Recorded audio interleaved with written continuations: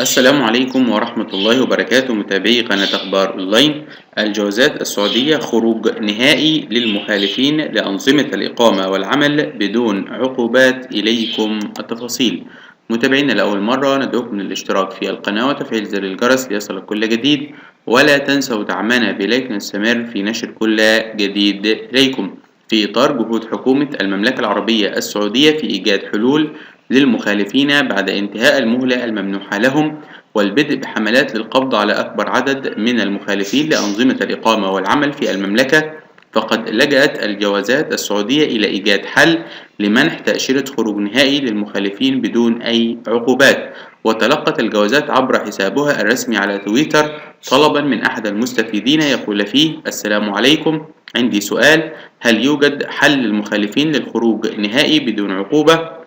وردًا على ذلك قالت الجوازات: نعم، يمكن التقدم للإدارة العامة للجوازات لإصدار تأشيرة خروج نهائي للمخالفين بدون إصدار أي عقوبات ضدهم، تمكن المقيم من السفر إلى بلده بدون أي مخالفات أو عقوبات. كما أوضحت الجوازات أنه سيتم إعفاء جميع الوافدين المخالفين لنظامي الإقامة والعمل الراغبين في تصحيح أوضاعهم والبقاء للمملكة من العقوبات والغرامات المرتبطة بمخالفاتهم باستثناء الرسوم. وفي حال المغادرة النهائية خلال الفترة التصحيحية يتم الإعفاء من رسوم الإقامة ورخص العمل والعقوبات والغرامات المرتبطة بالمخالفات عن الفترات السابقة، مع أخذ بصمات من لم يسبق تسجيل بصماتهم بهدف تحديث البيانات. ولا تشمل الحملة التصحيحية المتسللين الذين دخلوا للمملكة بطرق غير شرعية، وستتمكن العمالة الوافدة المتغيبة عن العمل التي تم تقديم عليها بلاغ هروب أو الذين انتهت رخصتي الإقامة والعمل من تصحيح أوضاعهم، إما بالعودة للعمل لدى أصحاب العمل الحاليين أو نقل خدماتهم إلى أصحاب عمل آخرين دون الحاجة لموافقة صاحب العمل الحالي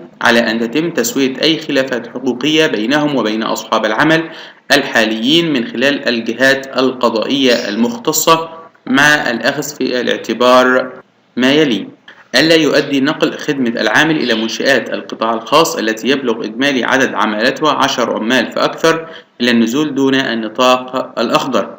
وألا يتم نقل أكثر من 4 عمال وافدين كحد أقصى إلى الكيانات الخضراء الصغيرة التي يبلغ عدد عمالتها 9 عمال فأقل، والتي وظفت سعودي واحد على الأقل سواء كان صاحب العمل نفسه أو قامت بتوظيف سعودي آخر براتب لا يقل عن 3000 ريال،